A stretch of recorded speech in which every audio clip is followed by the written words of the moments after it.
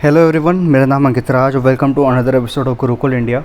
आप ये वाली कॉपी देख के भागिएगा मत, क्योंकि आजकल मैंने देखा है पॉइंटर वगैरह पे लोग पढ़ाते हैं, लेकिन ठीक है। लेकिन मैं ट्रेडिशनल मेथड ही यूज़ करता हूँ, अपना पेन और पेपर, यही बेस्ट होता है और इससे बंदे के दिमाग में अच्छे से समझ में भी आता है। तो प्लीज़ कहीं जाने के लिए ज़रूरत नहीं है आपको। यहाँ पे सारा का सारा जो मटेरियल है वो सब बहुत ही बढ़िया मिलेगा। After all, quality of the teacher matters. वो कहाँ पढ़ा रहा है, इट डजेंट मैटर। तो आज हम स्टार्ट करने वाले हैं एक नया कोर्स जो है बायोलॉजी। बायोलॉजी का एंटायर कोर्स कवर करेंगे हम गुरुकुल इंडिया के अंदर। देखिए, बायोलॉजी वैसे तो बहुत ही मतलब एक्सपेंडेबल है, लेकिन हम यहाँ डॉक्टर की तैयारी तो करने आए नहीं हैं। अगर हमें डॉक्टर की तैयारी करनी होती तो जब हम पढ़ते इतने डिटेल के अंदर बायोलॉजी। अभी हमें पढ़ना है एसएससी की व्यू पॉइंट से, be it SSC, CGL, CHSL, steno, मतलब एसएससी कोई सा भी एग्ज़ाम हो, कॉम्पिटेटिव, इंडिया में कोई भी कॉम्पिटेटिव एग्ज़ाम हो, उसके हिसाब से पढ़ना है। उसमें कौन से क्वेश्चन आते हैं उसके हिसाब से पढ़ना है। तो ये कोर्स मैंने इसलिए तैयार करा है कि आपका टाइम बिल्कुल भी वेस्ट ना हो। मैं आपको यहाँ पे सिलेबस वगैरह कुछ नहीं बताऊँगा कि हम पहले ये पढ़ेंगे वो पढ़ेंगे, उसमें आपको बिल्कुल टाइम वेस्ट होगा। आप प्लेलिस्ट में जाइएगा, आपको सारा का सारा फ्रंट पेज पे सिलेबस मिल जाएगा, कौन सा टॉपिक किसके बाद आ रहा है मिल जाएगा, वही आपका सिलेबस है, सिंपल। तो उसमें टाइम वेस्ट करके मैं आपको एक क्लास लोग लेते हैं कि एक क्लास लेंगे, शुरू में पूरी सिलेबस एक्सप्लेन करेंगे, उसके बाद पढ़ाना स्टार्ट करेंगे। मेरे पास बिल्कुल भी टाइम नहीं है इन सब चीज़ों के लिए, ना आपके पास टाइम है। हमें है जल्दी से जल्दी अपनी तैयारी स्टार्ट करनी। तो स्वागत है आपका गुरुकुल इंडिया के अंदर। अगर आपको ये पेज पसंद आए ना, चैनल वीडियोस पसंद आए, जब भी लाइक और सब्सक्राइब कीजिएगा, नहीं तो कोई ज़रूरत नहीं है। हज़ारों चैनल पड़े हैं, आप वहाँ जाइए, कोई दिक्कत नहीं है। लेकिन अगर आपको समझ में आ रहा है और आपको लग रहा है कि मैं मेहनत कर रहा हूँ आपको पढ़ाने में, समझाने के अंदर, तो प्लीज़ आप इसे सब्सक्राइब कीजिए, वीडियो को लाइक कीजिए फटाफट से। तो चलिए आज स्टार्ट करते हैं विदाउट एनी टाइम वेस्ट करें। पहला चैप्टर जो है बायोलॉजी का पहला सेशन जो है ह्यूमन ब्लड।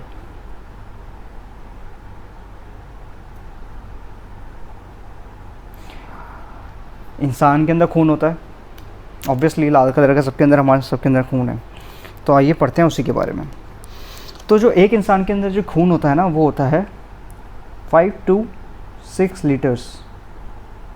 एवरेज जो होता है 5 से 6 लीटर खून होता है हमारे, और 7 to 8% of the body weight.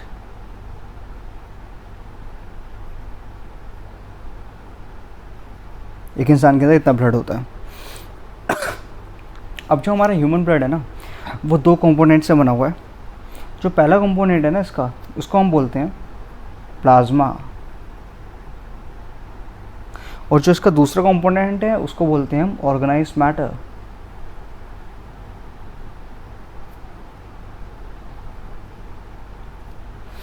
अब प्लाज्मा के अंदर क्या होता है? प्लाज्मा के अंदर भी ना 3-4 चीज़ें होती हैं। तो जो प्लाज्मा के अंदर पहली चीज़ें होती है वो होती है ए, वाटर। वाटर क्या होता है? H2O, मतलब पानी जो आप पीते हो। वाटर है हमारे खून में, सबको बताया होगा, ये तो ऑब्वियसली बात है, खून है उसमें पानी तो होगा ही। जो उसका सेकंड कंपोनेंट होता है प्लाज्मा का, वो होता है प्रोटीन। प्रोटीन कितना होता है हमारे ब्लड में? वाटर है 90 to 92%, तो प्रोटीन कितना हुआ? 8 to 10%। सिंपल, ये चीज़ें याद करनी है। एसएससी में आते हैं क्वेश्चंस कि वाटर, प्लाज्मा के अंदर वाटर कितने परसेंट, हमारे ब्लड के अंदर वाटर कितने परसेंट है, प्रोटीन कितने परसेंट है। उसके अलावा हमारे परसेंटेज से बात आया तो प्लाज्मा जो होता है ना हमारे ब्लड में, प्लाज्मा ब्लड जैसे 2 पार्ट्स में डिवाइडेड है, प्लाज्मा एंड ऑर्गेनाइज्ड मैटर। तो फिर प्लाज्मा होता है वो होता है 55%, ऑर्गेनाइज्ड मैटर कितना होता है? 45%। ठीक है जी। अब ये जो है ना वाटर है, प्रोटीन है, अब इसके अंदर ना, और इस साइड जो होता है ऑर्गेनाइज्ड मैटर, इसके अंदर भी काफ़ी चीज़ें आती हैं। लाइक पहली आती है इसमें अमोनिया, यूरिया, यूरिक एसिड। अब ये जो 3 चीज़ें हैं ना, ये एक तरीके से हमारा ह्यूमन वेस्ट है। अमोनिया हमारे किसी काम का नहीं है, यूरिया हमारे किसी काम का नहीं है, यूरिक एसिड हमारा किसी काम का नहीं है। अगर ये ज़्यादा बढ़ जाता है तो हमें दिक्कत हो जाती है। तो ये जो चीज़ें हैं, इसको ये हमारे ब्लड के अंदर पाई तो जाती है, मतलब हमारे शरीर में ब्लड क्या होता है, फ़िल्टर करता है एक तरीके से, जो हमारा वेस्ट मटेरियल होता है उसको कैरी करता है। तो अमोनिया यूरिया यूरिक एसिड्स को कैरी करता है, और जो ये जाता है हमारी किडनी के अंदर। जो हमारी किडनी है उसका क्या फंक्शन है, वो क्या करती है, हमारे ब्लड को फ़िल्टर करती है। तो जो फ़िल्टर करती है हमारी किडनी हमारे ब्लड को, तो उसमें से ये सारा सामान निकाल देती है। इसलिए हमारे यूरिन जो होता है, यूरिन के थ्रू निकालती है, और हमारा जो यूरिन जो होता है उसके अंदर क्या पाया जाता है फिर, यूरिया। यूरिन के अंदर क्या होता है, यूरिया। यूरिक एसिड भी किस में होता है, यूरिन के अंदर होता है हमारे। और अमोनिया, ये सारे हमारे वेस्ट प्रोडक्ट्स हैं, और ये हमारे शरीर से हमारे बाहर चले जाते हैं थ्रू यूरिन। तो इसलिए हम इसको बोलते हैं एक्सक्रीटरी मैटर।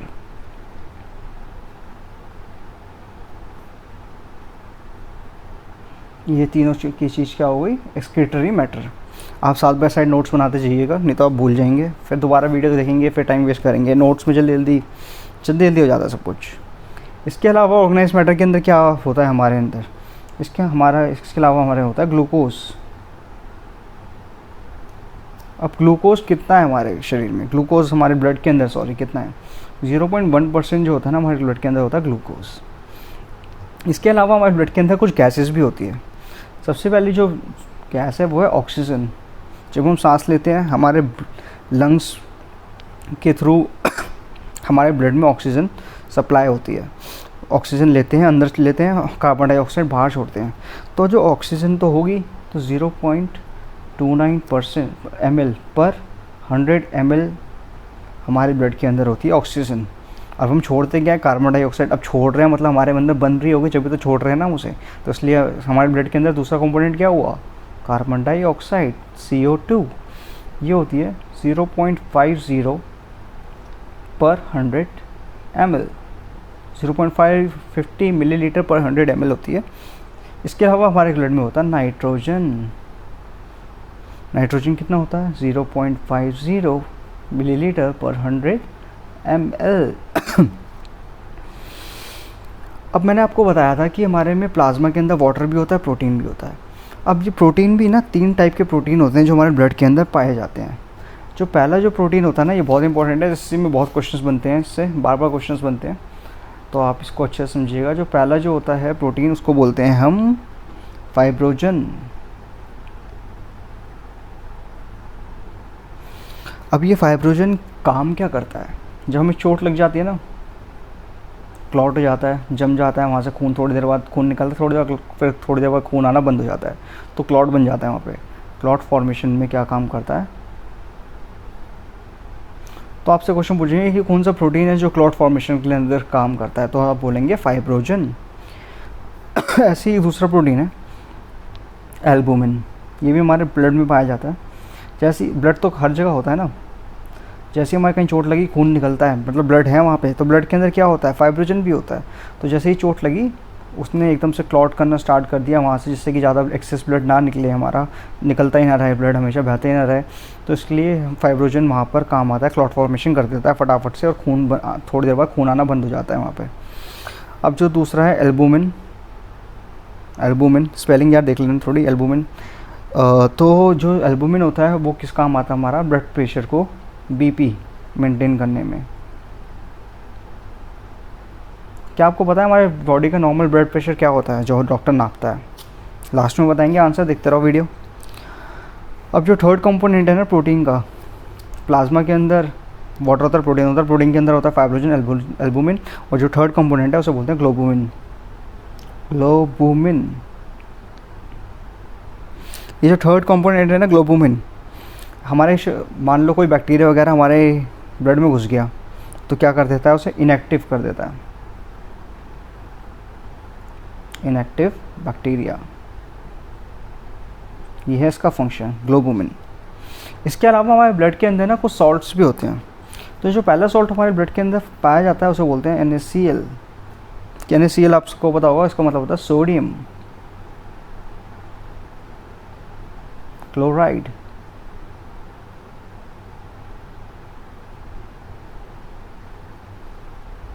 सोडियम क्लोराइड क्या होता है, नमक। हमारे शरीर में क्या है, नमक है, पसीना निकलता है, वो कैसा होता है, सॉल्टी होता है ना। यही रीज़न है, क्योंकि हमारी बॉडी के अंदर नमक तो होता ही है, और नमक हमें चाहिए भी होता है हमें। तो और नमक के अंदर क्या होता है, आयोडीन भी होता है। आयोडीन से अगर लैक ऑफ आयोडीन है तो हमें क्या हो जाएगा, गॉइटर। ये नॉर्मल चीज़ें जो हम आगे सेक्शन में पढ़ते रहेंगे, तो आप देखते रहिए, आपको सब आ जाएगा। बस आपको क्या करना है, कंटिन्यूसली पढ़ना है, मेरे साथ जमे रहना कंटिन्यूसली हमेशा। हाँ, तो एक सॉल्ट हो गया NaCl और दूसरा सॉल्ट है हमारे घर में, हमारे ब्लड के अंदर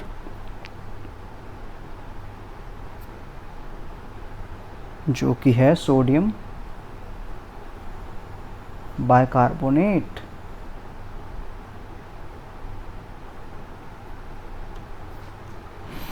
अब आप बोलेंगे सर आपने इतना सारा चीज़ बता दी, लेकिन आपने ये तो बताया नहीं कि RBC और वाइट ब्लड सेल्स और प्लेटलेट्स भी होते हैं हमारे ब्लड में।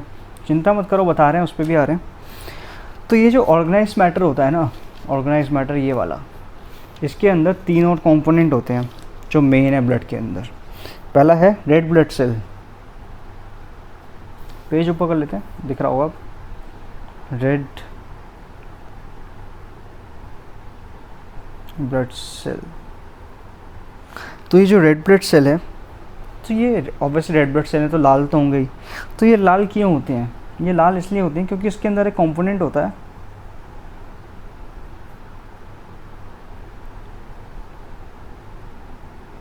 हीमोग्लोबिन। इसकी वजह से due to the present of haemoglobin वो blood is red in colour.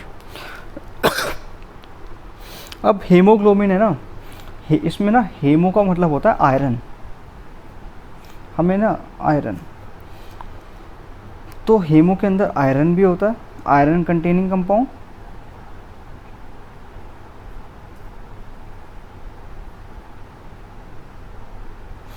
और ये जो ग्लोबिन है ना, इसको बोलते हैं प्रोटीन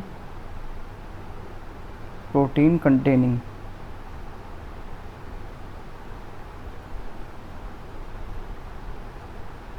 हीमोग्लोबिन के अंदर आयरन होता है और प्रोटीन कंटेनिंग कंपाउंड्स होते हैं, दोनों चीज़ होते हैं हीमोग्लोबिन। हेमो का मतलब होता है आयरन और ग्लोबिन का मतलब होता है प्रोटीन। तो ये हीमोग्लोबिन यहाँ से बना हुआ है। तो हीमोग्लोबिन जो होता है इसकी वजह से हमारे जो रेड ब्लड सेल्स होते हैं वो क्या से होते हैं, लाल कलर के होते हैं। जो हमारा खून निकलता है कैसा होता है, लाल होता है ना। तो अब जानते हैं रेड ब्लड सेल्स करते क्या हैं। तो जो रेड ब्लड सेल्स है ना, मेनली इनका काम है, हम सांस लेते हैं, हमारे अंदर क्या जाता है, ऑक्सीजन, लंग्स के अंदर ऑक्सीजन गया। अब क्या हुआ, रेड ब्लड सेल्स, रेड जो हमारा ब्लड है वो ऑक्सीजन जो लंग्स के अंदर, जो हमारे लंग्स के थ्रू जो हमारे ब्लड के अंदर क्या होता है, फिल्ट्रेशन, ऑक्सीडाइजेशन होता है ब्लड का। और हमारा जो है लंग्स क्या करते हैं, हमारे ब्लड में से जो ऑक्सीजन है, कार्बन डाइऑक्साइड है, वो निकाल लेते हैं और ऑक्सीजन जो होता है उसके अंदर डाल लेते हैं। तो इसलिए इसके अंदर हमारे जो हमारा मेन फंक्शन है RBC का, to provide oxygen to the body, to the parts of body.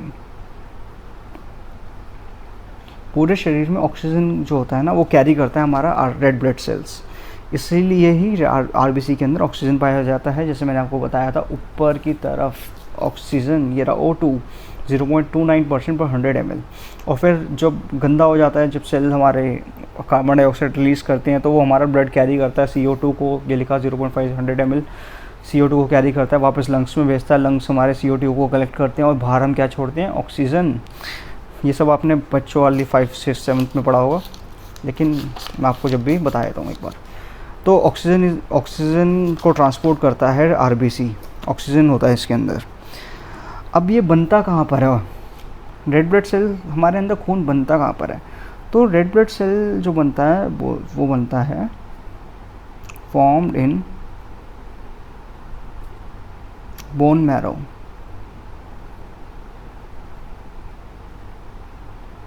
अब आप बोलेंगे सर बोन मैरो क्या होता है, बोन तो सुना है, बोन मैरो क्या होता है? तो ये जो बोन मैरो होता है बच्चों, ये होता है जैसे ये नल्ली होता है ना, हिंदी में उसे बोलते हैं नल्ली। जो नल्ली जो नॉनवेज होंगे वो नल्ली खाते हैं, तो वो बोन मैरो ही खा रहे होते हैं मेनली। ये जो मान लो ये हमारी है हड्डी, हमारी हड्डियाँ ऐसी कुछ होती है, तो भैया हड्डी के अंदर होता है एक छेद, एक लंबी सी ट्यूब, ठीक है। तो ये लंबी ट्यूब है, इसके अंदर ना एक जेली टाइप सा कुछ भरा हुआ होता है, तो उसको बोलते हैं बोन मैरो। और यही जो हड्डी के अंदर जो होता है ना, पूरी शरीर में जितनी भी हड्डियाँ होती है सबके अंदर होता है ये, इसी के अंदर बनता है ब्लड। तो RBC, red blood cell, sorry red blood नहीं, RBCs बनते हैं इसमें। तो RBC का बनते हैं बोन मैरो के अंदर। नलियाँ जो होती हैं ना, मेनली वो बोन मैरो है वो, और RBC बनते हैं बोन मैरो के अंदर। ये क्वेश्चन आएगा, ध्यान से समझ लो इसे। अब आरबीसी रेड ब्लड सेल्स हैं वो कितने टाइम के लिए ज़िंदा रहते हैं, ये भी एक क्वेश्चन आ सकता है। टाइम पीरियड क्या होता है? जैसे कि एक ह्यूमन का टाइम पीरियड होता है कि वो 70 साल 80 साल 90 साल तक जीता है, 100 साल तक भी जीते हैं कई, तो ऐसे ही रेड ब्लड सेल्स का भी एक टाइम पीरियड होता है। जो रेड ब्लड सेल्स का टाइम पीरियड है वो है 120 दिन,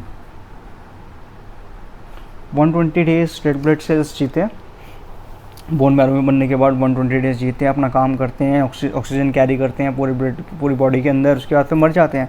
तो मरते कहाँ पर? डिस्ट्रॉयड कहाँ होते हैं? Destroyed in spleen. स्प्लीन के अंदर डिस्ट्रॉय होते हैं हमारे रेड ब्लड सेल्स, वहाँ पे जाके मर जाते हैं। अब आप बोलेंगे सर स्प्लीन क्या है? स्प्लीन क्या होता है मेनली सर? स्प्लीन होता है हमारी हिंदी में बोलते हैं तिल्ली। ये हमारी ह्यूमन बॉडी है, मान लो ये सर है, ये हाथ है, ये डाइजेस्टिव सिस्टम है। तो ना ये जो हमारा ये स्टमक है हमारा, यहाँ पे हार्ट है, तो यहाँ पर ना एक छोटी सी एक थैली टाइप होती है, इसको बोलते हैं स्प्लीन। इसका फंक्शन यही है कि यहाँ पे जो इसके काफ़ी फंक्शंस है, लेकिन यहाँ पे आरबीसी पढ़ रहे हैं तो इसका मेन फंक्शन है कि यहाँ पे रेड ब्लड सेल्स जो होते हैं वो डिस्ट्रॉय हो जाते हैं, ख़त्म हो जाते हैं, यहाँ पे जाके बोन मैरो के अंदर बनते हैं और स्प्लीन में जाकर डिस्ट्रॉय हो जाते हैं। ठीक है, अब जो आरबीसी कितने होते हैं हमारी बॉडी के अंदर? Number of red blood sales कितने होते हैं? रेड ब्लड सेल्स होते हैं हमारी बॉडी में 50 लाख, 50 lakhs पर 100 ml ऑफ ब्लड। पर 100 ml ब्लड के अंदर 50 लाख होते हैं आरबीसीज। अब एक क्वेश्चन बनता है यहाँ से, एसएससी में आता है कभी कभार, ये जो स्प्लीन है इसको क्या बोलते हैं? अगर आपसे पूछे ना कि what is the blood bank of the body, blood bank of the body, तो आपका आंसर क्या होगा? आप किस पे टिक करेंगे? स्प्लीन। यहाँ पे जहाँ होता है ब्लड जो डिस्ट्रॉय होते हैं ना सारे आके यहाँ पे एट द एंड यहाँ पे आके इकट्ठे होते हैं, मर जाते हैं। तो स्प्लीन जो होता है उसको बोलते हैं blood bank of the body. ठीक है, अब एक है इम्पॉर्टेंट क्वेश्चन, जो ये ये जो सेल आपको पता होगा सेल कुछ ऐसा दिखता है। जो आरबीसीज होते हैं ना उसके अंदर न्यूक्लियस नहीं होता, बहुत इंपॉर्टेंट है ये। No nucleus is present in red blood cells. जो आरबीसीज होते हैं उसमें न्यूक्लियस प्रेजेंट नहीं होता। अब ये जो न्यूक्लियस क्या होता है? ये सेल है, इसके अंदर ये है छोटा सा बीच का होता है ना, जो कमांड सेंटर होता है सेल का, इसको बोलते हैं न्यूक्लियस। जब हम सेल पढ़ेंगे तो मैं आपको डिटेल में पढ़ाऊँगा। तो ये न्यूक्लियस है ना, ये रेड आरबीसी के अंदर होता ही नहीं है। अब क्यों नहीं होता? अब आरबीसी का काम है कि ऑक्सीजन पूरे शरीर में पहुंचाना। ऑक्सीजन शरीर में पहुंचाने के लिए उसको स्पेस चाहिए ऑक्सीजन को, तो ये ना ऑक्सीजन से भरा होता है ये पूरा, तो इसको चाहिए स्पेस टू प्रोवाइड ऑक्सीजन, अपने अंदर ऑक्सीजन कैरी करने के लिए। तो इसलिए न्यूक्लियस नहीं होता, जिससे कि इसको एक्स्ट्रा स्पेस मिल जाए और ये अच्छे से अपना काम कर सके। लेकिन पूरी दुनिया में एक ऐसा जानवर है जिसके आरबीसी के अंदर भी क्या होता है? न्यूक्लियस प्रेजेंट होता है। तो ये क्वेश्चन भी एसएससी में आता है, इनफैक्ट आया था। तो ये कैमल है ना, कैमल, ये एक ऐसा जानवर है इसके आरबीसी में न्यूक्लियस इज प्रेजेंट। ये बात ध्यान रखना, कैमल एक ऐसा जानवर है पूरी दुनिया के अंदर जिसके रेड ब्लड सेल्स के अंदर भी न्यूक्लियस प्रेजेंट होता है। Fact of the day. आइए अब मैं पेस्ट ऑन कर लेता हूँ, उससे बाद हम पढ़ेंगे क्या। अब हमने रेड ब्लड सेल्स तो पढ़ लिए, अब रेड ब्लड सेल्स तो पढ़ लिए बेटा, लेकिन वाइट ब्लड सेल्स भी तो पढ़ने पड़ेंगे। वाइट ब्लड सेल्स भी होते हैं।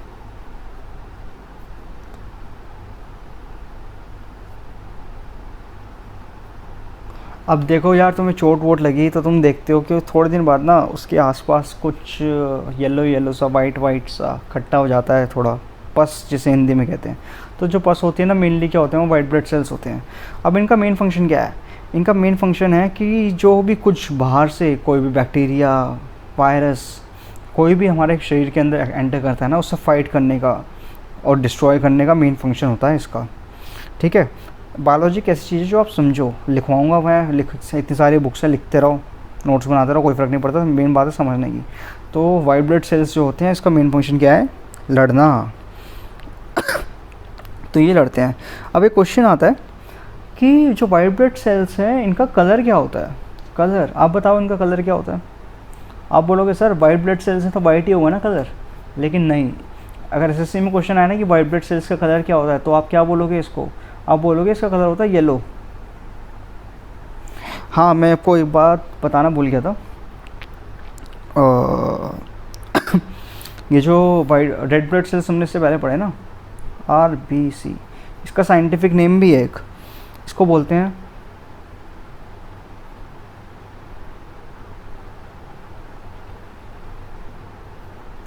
अर्थ्रोसाइट।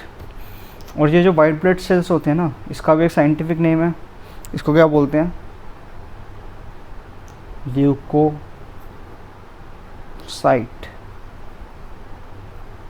इसके बाद हम पढ़ेंगे प्लेटलेट्स, उसको उसका भी साइंटिफिक नेम है, उसको बोलते हैं थ्रोम्बोसाइट।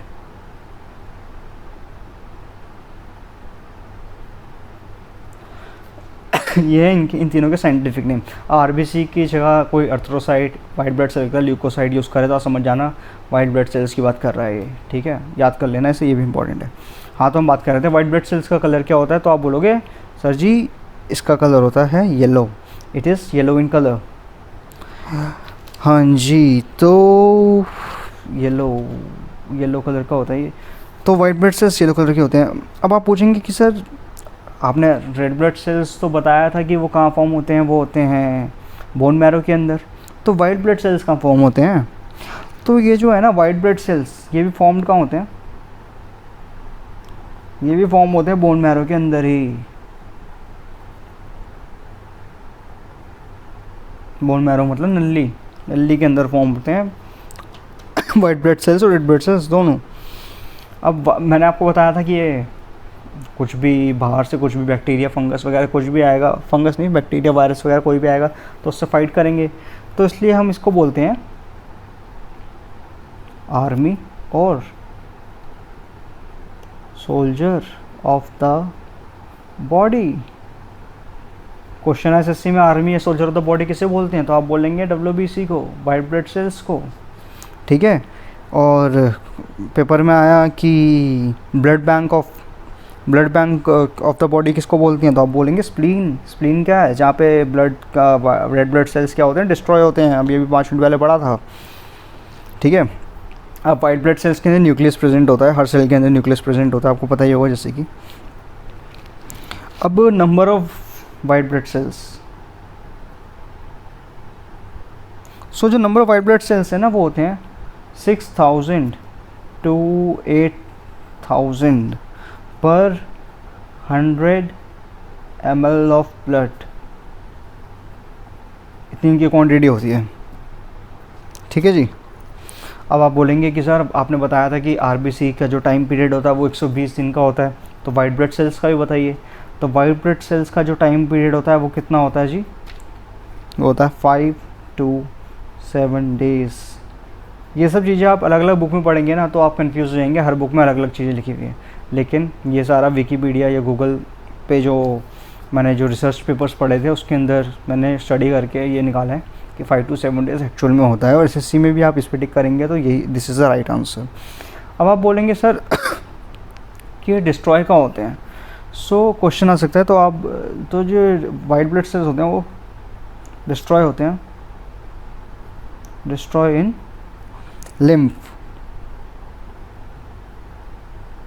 लिम्फ के अंदर ये डिस्ट्रॉय होते हैं। जब मैं अभी आगे वाली वीडियोस में बताऊंगा लिम्फ होती क्या है, अभी बताऊंगा तो आप थोड़ा कंफ्यूज हो सकते हैं। तो जो अभी आपको लिए जानना ये है कि लिम्फ में ही डिस्ट्रॉय होते हैं वाइट ब्लड सेल्स। अब जो थर्ड कंपोनेंट है ना, अब वो है प्लेटलेट्स।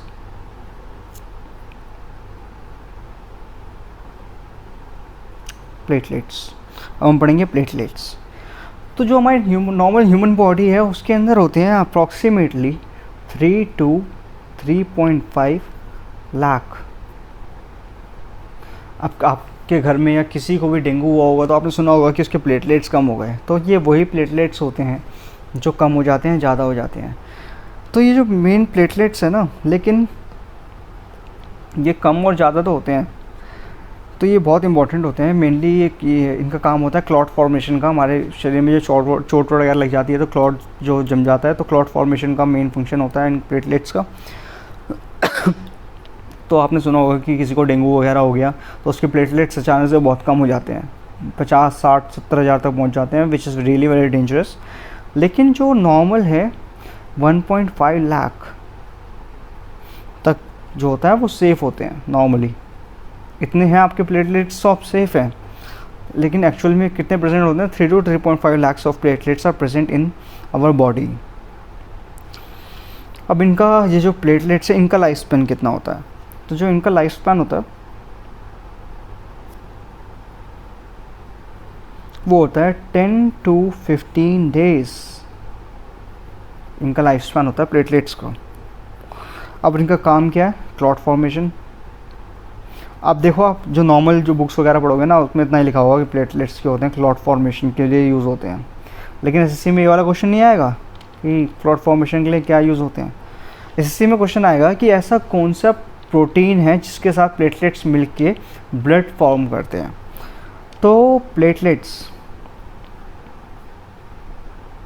प्लस विच प्रोटीन से ब्लड फॉर्मेशन होता है? तो आप यहाँ पे लिखेंगे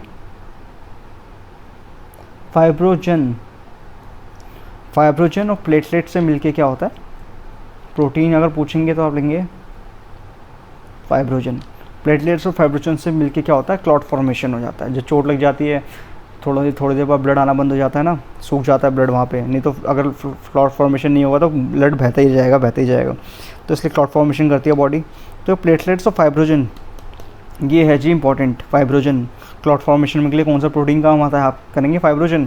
प्लेटलेट के साथ कौन सा प्रोटीन मिलके ब्लड क्लॉट फॉर्मेशन करता है? तो आप लिखेंगे फाइब्रोजन।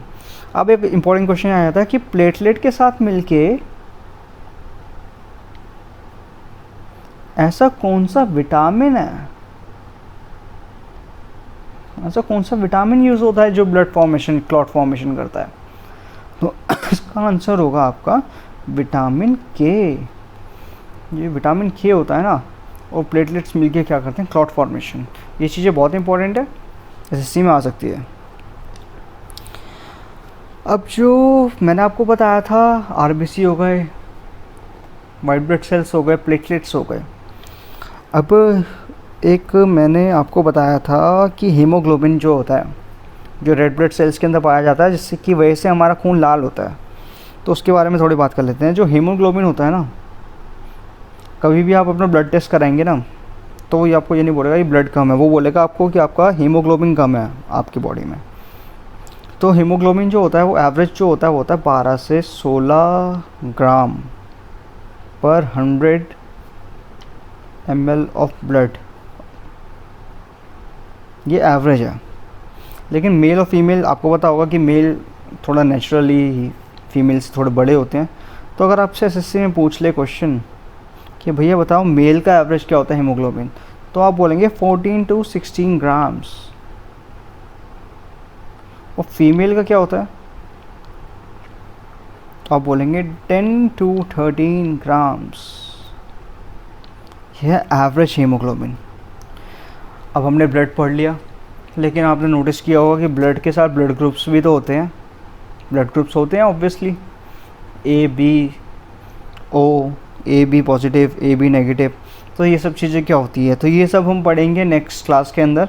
फ़िलहाल आपको मेन जो है ब्लड ग्रुप्स के अंदर वो है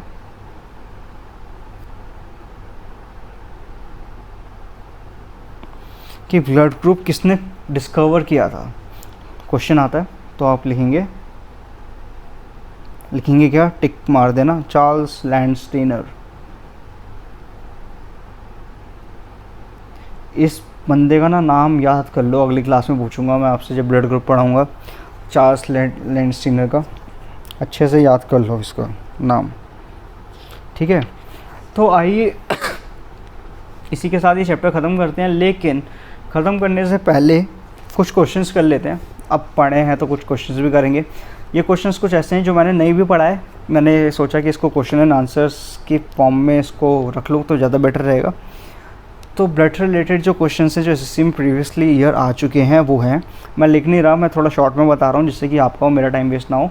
आप जब नोट्स बनाएंगे तो लिख लेना, नहीं तो याद कर लो साथ के साथ। अब जो पहला क्वेश्चन है ना ह्यूमन ब्लड का, स्टडी ऑफ ब्लड क्या बोलते हैं? Study of human blood is known as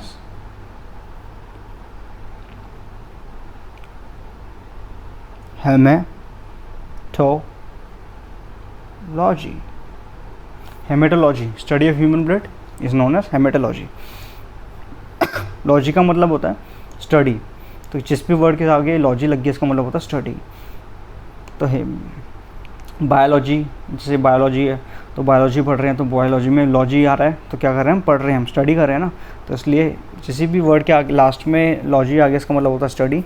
तो study of blood is known as haematology. अब आपका जो सेकंड क्वेश्चन है वो है कि पीएच वैल्यू क्या होती है ब्लड की? पीएच वैल्यू ऑफ ब्लड, यहाँ पे हम ह्यूमन ब्लड पढ़ रहे हैं तो ह्यूमन की बात हो रही है सारी।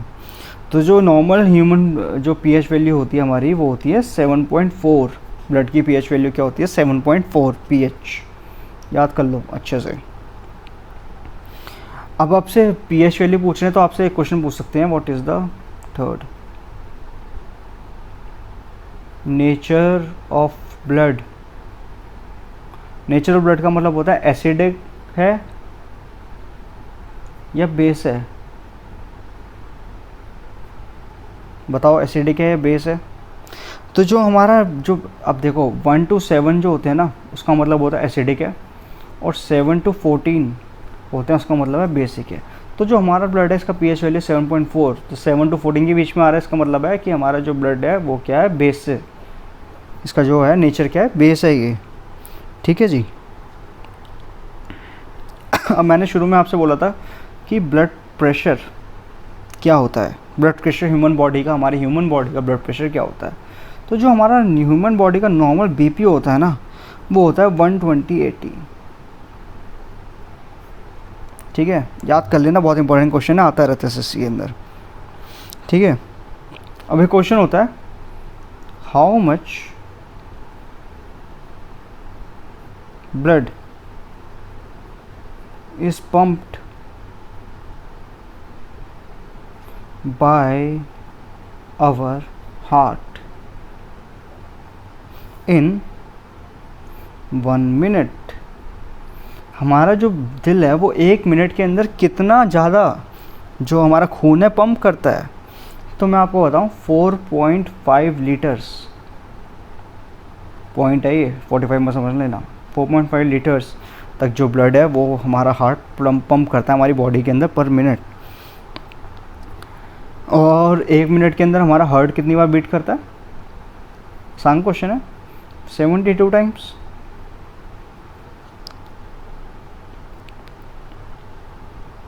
और जो नया बेबी होता है, हम तो एडल्ट हैं, हमारा 72 टाइम करेगा। न्यू बॉर्न बेबी है तो उसका जो हार्ट होता है ना, दिल छोटा सा होता है, तो उसका जो हार्ट होता है बड़ा तेज काम करता है,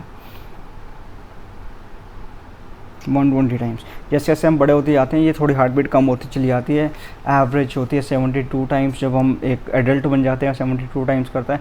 जब हम बूढ़े हो जाते हैं ना तो ये जो 72 टाइम्स है ना ये और भी कम हो जाता है धीरे धीरे, लिटरली हमारा जो दिल है ना वो धीरे धीरे कम हो जाता है। अब एक चीज़ होती है कार्डियक साइकिल, न्यूमेरिक्स की बात कर रहे हैं तो ये भी डाल देते हैं कार्डियक साइकिल। ये जो कार्डियक साइकिल होता है इसका मतलब होता है कि हमारा जो ब्लड है एक बार धुड़ुक कितनी देर में करता है, तो 0.8 सेकंड्स के अंदर पर बीट, एक बीट लेगा, एक बीट लेने में हमारे ब्लड को कितना टाइम लगता है? 0.8 सेकंड। 72 डिवाइडेड बाय 60 करेंगे तो 0.8 पर आएगा। तो ये होता है हमारा कार्डियक साइकिल। अगर एसएससी में पूछे कि कार्डियक साइकिल कितना है तो आप लिखेंगे, टिक करेंगे 0.8 पर बीट्स को।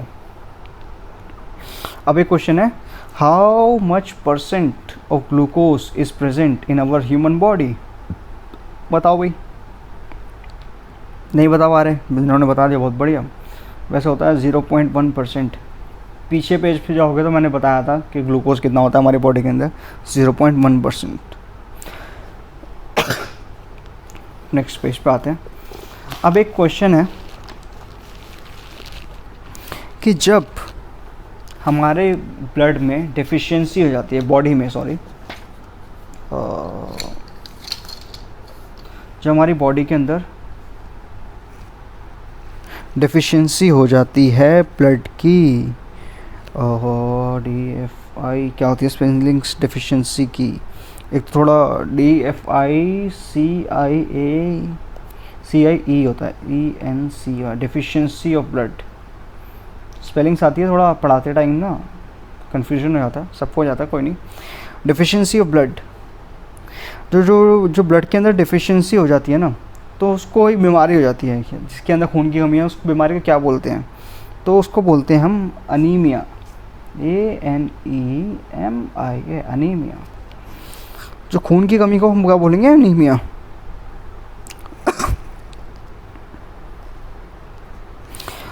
अब ऐसा भी होता है कि खून बहुत ज़्यादा भी हो जाता है हमें, कई बार हमारे ना एक्सेस ब्लड बनने लग जाता है, तो हमारी बॉडी होती है नॉर्मल, तो अगर इसमें ज़्यादा ब्लड बने वो भी ख़तरनाक है, कम ब्लड बने वो भी ख़तरनाक है। तो एक्सेस, जब वाइट ब्लड सेल्स बढ़ जाते हैं, increase in white blood sales of the body, of the blood sorry, तो हमें एक बीमारी हो जाती है, उसको बोलते हैं हम leukaemia. So increase in the white blood cells of the body is known as leukemia और deficiency of blood is known as anemia। ठीक है, अब जब ये होता है ना ल्यूकेमिया, इसका मतलब क्या है? जब हमें एक्सेस वाइट ब्लड सेल्स बनने बंद हो जाते हैं तो इसका मतलब होता है हमें हो गया ब्लड कैंसर।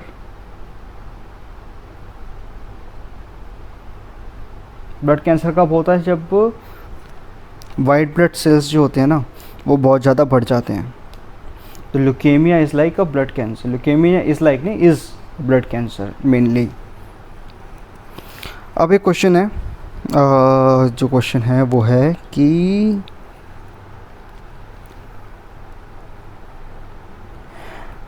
क्या था, वाइट ब्लड सेल्स बढ़ गए तो अब आरबीसीज भी, रेड ब्लड सेल्स भी बढ़ सकते हैं। आरबीसी इंक्रीज इन एक्सेस हो जाते हैं ना जब आरबीसी से, तो इसको भी एक डिसीज़ बोलते हैं, तो इसको बोलते हैं पॉलीसीथीमिया।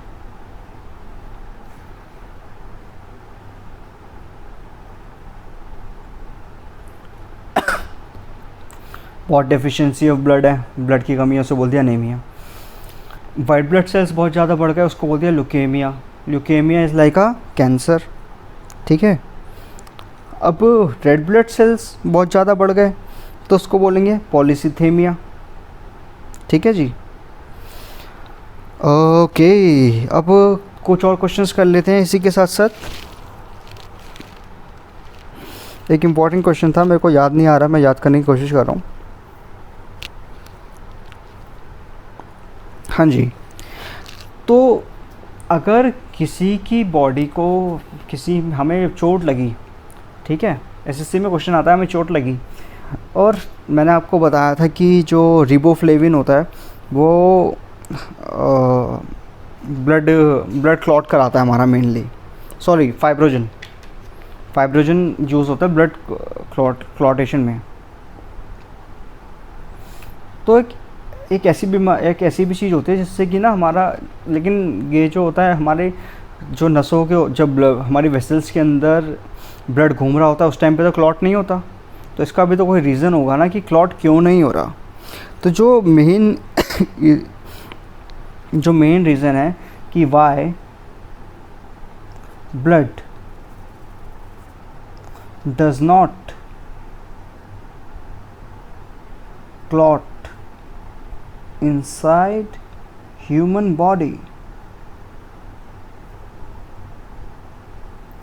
तो एक कंपोनेंट होता है हेपेरिन। हेपेरिन इसकी वजह से ये प्रेजेंट होता है ब्लड के अंदर। इसकी वजह से क्या होता है कि हमारी बॉडी में ब्लड क्लॉट नहीं होता, और जैसे ही बॉडी से बाहर कहीं ब्लड निकलने लग जाता है तो फाइब्रोजन की वजह से, फाइब्रोजन से क्या होता है, प्लेटलेट्स और फाइब्रोजन मिलकर उसको क्लॉट कर देते हैं। तो ये इंपॉर्टेंट है, मैंने ये ढूंढा था तो मैंने आपको बता दिया, ये भी आ सकता है एसएससी के अंदर। अब मैंने एक क्वेश्चन बताया था आपको कि blood bank of the human body क्या होता है, मैंने आपको बताया था स्प्लीन होता है। अब देखो ब्लड जो होता है ना, where is filtration of the,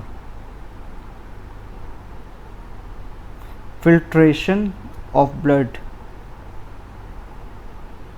is done, कहाँ होता है? लंग्स मत बोलना बिल्कुल भी। फिल्ट्रेशन कहाँ होता है? किडनी के अंदर। लंग्स के अंदर जो होता है उसे बोलते हैं ऑक्सीडाइजेशन या ऑक्सीजनेशन। ऑक्सीजनेशन ऑफ ब्लड ये कहाँ पर होगा? लंग्स के अंदर। ऑक्सीजनेशन ऑफ ब्लड कहाँ पे होता है? हमारे लंग्स के अंदर। अब which part of the body produces blood cells? मैंने आपको बताया था बोन मैरो होता है ये। अब आप मेरे को एक क्वेश्चन बताइए, जब हम सो रहे होंगे,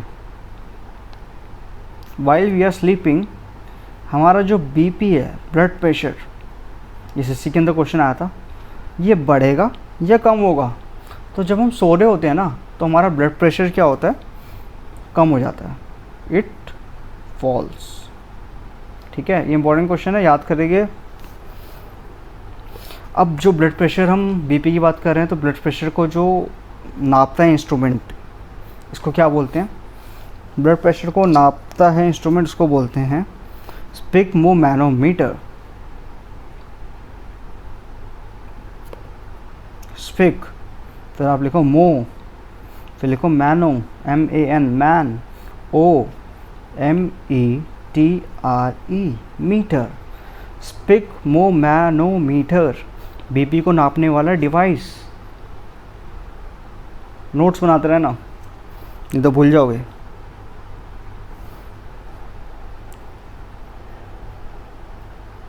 अब एक ऐसी इंस्ट्रूमेंट होता है, इंस्ट्रूमेंट जिससे आरबीसीज, जो रेड ब्लड सेल्स हैं ना, वो मेजर होते हैं। Instrument to measure red blood cells. So the instrument to measure red blood cells is known as hemocytometer, haemocytometer. तो दोस्तों ये थे कुछ इम्पॉर्टेंट क्वेश्चंस बीपी कह रहा हूँ, ब्लड, ह्यूमन ब्लड को, ब्लड से रिलेटेड। आगे के चैप्टर में जैसे जैसे मैं आपको बताऊंगा तो थोड़े बहुत जो छूट गए हैं, छूटने गए, मैं जानबूझ के छोड़े हैं जिससे कि मैं बाद में उनको रिलेट करके आपको बता सकूं, तो इसलिए वो आगे के चैप्टर में कवर हो जाएंगे। यहीं से ही हम करते हैं आज का सेक्शन समाप्त। Thank you, I hope so कि आपको ये पसंद आया होगा। अगर आपको ये पसंद आया तो प्लीज़ आप इसे लाइक कर दो, मेरे चैनल को सब्सक्राइब कर दो।